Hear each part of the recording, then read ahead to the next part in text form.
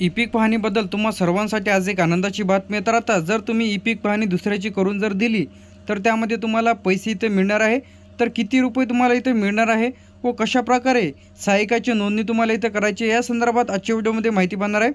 तर व्हिडिओला स्किप न करता शेवटपर्यंत बघा। तर आता भरपूर शेतकऱ्यांना ई पीक पाहणी करताना अडचण जात होती व बरेच शेतकऱ्यांना इथं ई पीक पाहणी करता येत नव्हती। तर अशासाठी आता एक तुमच्या सर्वांसाठी गुड न्यूज आलेली आहे। तलाठी यांनी त्यांच्या गावात तालुक्याच्या तहसीलदाराकडून नेमण्यात आलेल्या सहाय्यकाच्या माध्यमातून उर्वरित ई पीक पाहणी करण्याचे आदेश इथं दिलेले आहे। तर त्यासाठी आता तुम्हाला जे काही इथं पैसेसुद्धा ई पीक पाहणी केल्यानंतर तुम्हाला इथं देणार आहे। तर ते पहिले जे काही तुम्हाला इथं प्रति प्लॉट इथं तुम्हाला 5 रुपये एवढे मानधन दिले जात होते तर आता ते वाढून आता तुम्हाला एवढे मानधन यामध्ये मिळणार आहे।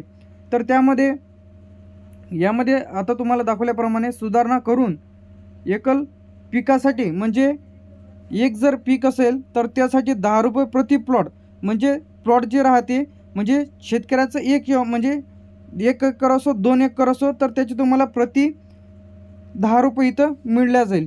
जर त्यामध्ये सोयाबीन कापूस तूर उडीद मूग ज्वारी तर त्यामध्ये दोनहून अधिक जर पिकांचा त्यामध्ये समावेश असेल तर याला मिश्र पीक म्हटलं जाते। तर अशांसाठी 12 रुपये प्रति प्लॉट मानधन देण्यास शासनाने इथं निर्णय घेतलेला आहे। तर आता याचे जे काही पैसे आहेत ते तुमच्या खात्यामध्ये DBTच्या माध्यमातून इथे जमा केले जाईल। तर आता नोंदणी कशा प्रकारे करायची आहे यावरती सुद्धा डिटेलमध्ये व्हिडिओ आपल्या चॅनलला अपलोड केलेला आहे। तर लगेच पहा।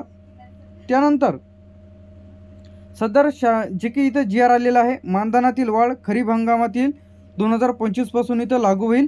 तर आता जे की 2025 जे काही खरीप पीक विमा आहे ते आता भरणे 1 तारखेपासून आता सुरू झालेले आहे।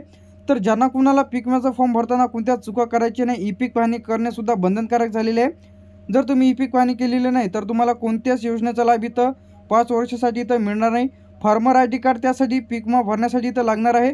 तर ज्याने कोणी फार्मर ID कार्ड काढलेलं नसेल तर अशाने सुद्धा फार्मर ID कार्ड काढून घ्या व तुम्हाला या योजनेबद्दल अधिक माहिती पाहिजे असेल तर आपल्या OMT इन्फॉर्मेशन टेक यूट्यूब चॅनलला सबस्क्राईब करून ठेवा। तर अशाच प्रकारचे अपडेट्स आणि नवीन व्हिडिओज तुम्हाला बघायला मिळतील। थँक्यू।